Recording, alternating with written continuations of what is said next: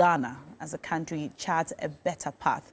I'm joined in the studios by Madame Yawa Hansen-Quao, and we're talking about Ghana Compact. Good morning. Good morning. I love the orange. Thank you. It's so beautiful. Thank you so much. It's great to have you on the show. It's good to be here. Thank you for having me. Awesome. Now, let's start from the top. Tell us what Ghana Compact is about. So the Ghana Compact is a very innovative initiative that's really designed at elevating our conversation around governance, around democracy, and development. It's the brainchild of Dr. K.Y. Amakun, the founder of the Africa Center for Economic Transformation. And he had this brilliant idea of bringing together disparate voices within Ghana. So it started off with a group of policy think tanks, including, Africa Center for Economic Transformation, of course, Imani, ICER, NetRight, the Network for Women, Women's Rights, youth groups, youth initiatives, as well as private sector organizations like AGI, trade unions, etc. It's been nearly 2 years of consultations and work. The body of work that the policy organizations, the research that they came up with, we've been validating that by going around the country, having consultative conversations with different groups in partnership with NCCE. Okay, so it's already begun. Oh, it's been long in its journey. Okay. And we feel that, especially now as Ghana is about to go to the polls, we really need a different conversation about the future of the country that isn't tainted by political leanings. We know that there are things that are politically expedient, but not in the long-term interest of the country. And through the Ghana Compact, it's really well-meaning Ghanaians that are coming together to say, let's pull together a list of recommendations. What are we asking whoever comes into government in the next couple of days?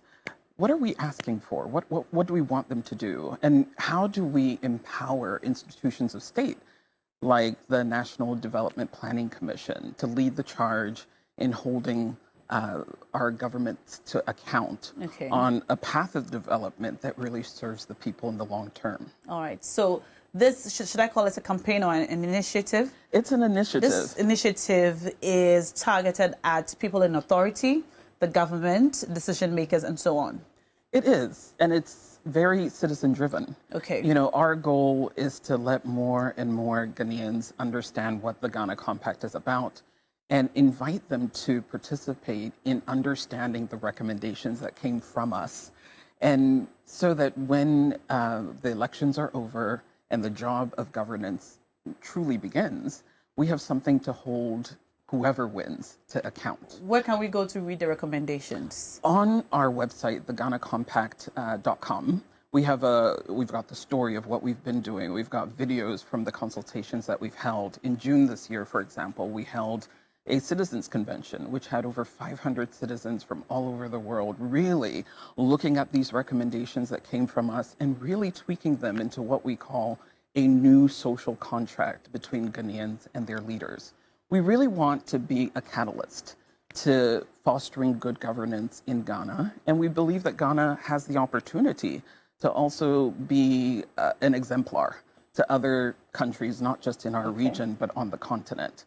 So our vision is that after the elections, whoever becomes, the leader of our country, the new parliamentarians, et cetera, we really want to foster within the first half of 2025 a national convention, really looking closely at this new social contract between Ghanaians and leaders, and then also tracking the recommendations that we've given in this Ghana Compact. At this point, I have to ask you what some of the recommendations are. Can you share a few with us?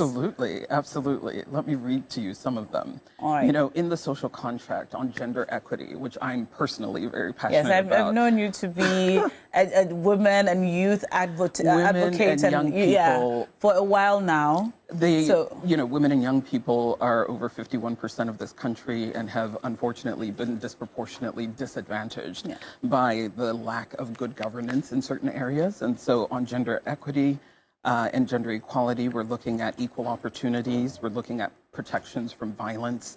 We're looking also at economic empowerment. How do we deepen these three pillars in whatever policy direction the next government takes on. On education, we're really looking at how do we ensure quality and accessibility as well. We're looking also at teacher training and support. How do we make sure that whatever policy direction we take under education really looks at developing curricula that really prepares Ghanaian children for the world, not as it is now, but the world as it's going to be. We really, on health, are looking at both preventive, curative health, especially under health, looking at universal health coverage, making sure that no matter the economic status of any Ghanaian, they have access to quality health care, improving our health infrastructure, and supporting our health workforce, which over the years has been brain drained to other jurisdictions.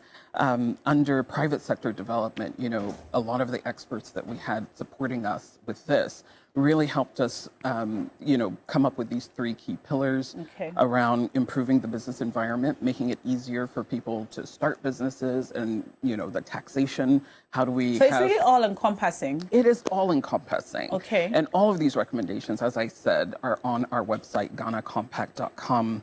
We also have social media handles that I'd encourage everyone to follow. And especially having this conversation now, just days before our election, is important.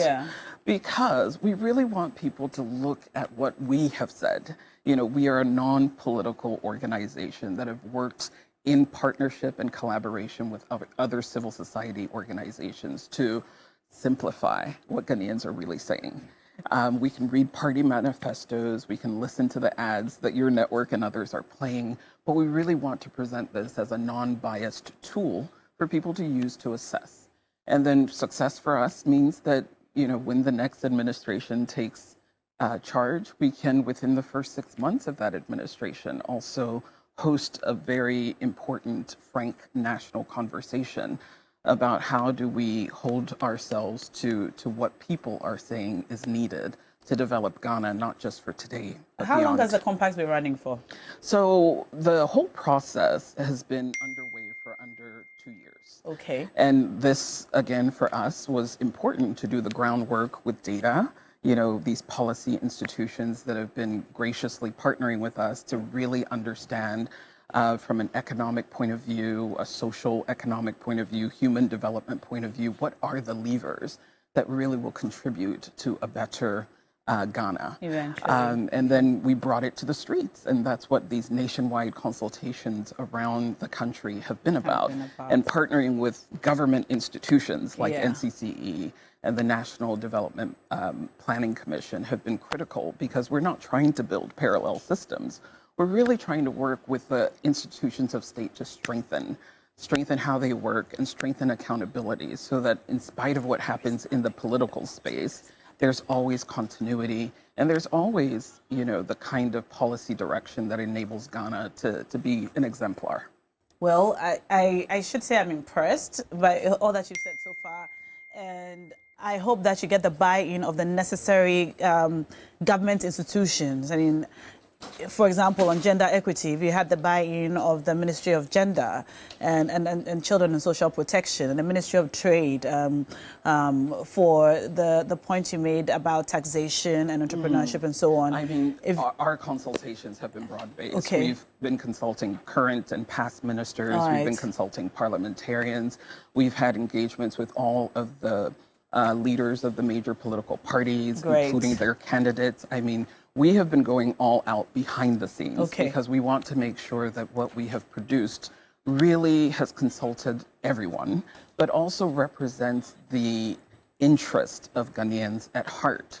And so again, our ask is simple. We want Ghanaians to embrace what we've done. You know, we see ourselves really as catalysts, helping to have simplified what we've heard as we've consulted, and to present this in a way that our political leaders can hear as well. And our goal is that after the elections, when all of the dust settles, it will now be a conversation about implementation. All right. Now, before you go, can you tell us, for all of our viewers watching us, all the people hearing about the Ghana Compact for the first time, how can we engage with the Compact? Please follow us on social media. Our website, GhanaCompact.com, has a lot of information. All of these documents that we've produced are on there. We've got media personalities, people from civil society, people from all walks of life that are signed on and really active in this. I myself have been traveling across the country with our young women, especially women who are going to be voting for the first time in this year's election, really helping them to understand what this is and the potential that it has as a tool to help us have a voice in politics. So I really encourage everyone who wants more information about this nonpartisan way to contribute to good governance to please visit our website, GhanaCompact.com. Thank you so much for and coming, follow us on social. for telling us about the compact. This is something that we should all be interested in and we should all be concerned about. Beyond politics and the government and leadership, every Ghanaian should be interested in engaging with the compact, understanding the recommendations and being a part of this conversation. I'm glad you came. I'm glad I did too. Thank you. I mean, you came me. just in time. Just 4 days from the elections. This is the time to start thinking about things like this. So we're grateful to you and the compact, everyone who's working on it. It's been a wonderful team of people. I get to be the mouthpiece today, but I cannot take the credit. It's been a lot of work with a lot of really important actors and the policy think tanks and the government partners that have enabled us to have conversations. Well, so we look forward to driving this to a great conclusion with more Ghanaian support. So please visit our site. Yes, let's check out the website and also social media platforms. It's the Ghana Compact, all right? The Ghana Compact. Read about it, share it, be involved, be interested, be concerned, all right? I've been speaking to Madame Yawa Hansen-Quao. She is the founder of Leading Ladies Africa. I mean, that's how I know you. Yes. She's a social entrepreneur. She's an advocate for women and youth leadership across Africa. She's doing amazingly well. And we all should be interested in conversations like this at a time like this. All right. Now, if you just tuned in, you're watching TV3 New Day. There is an important conversation to have about reshaping the people who are reshaping Ghana's political landscape. Women are reshaping Ghana's political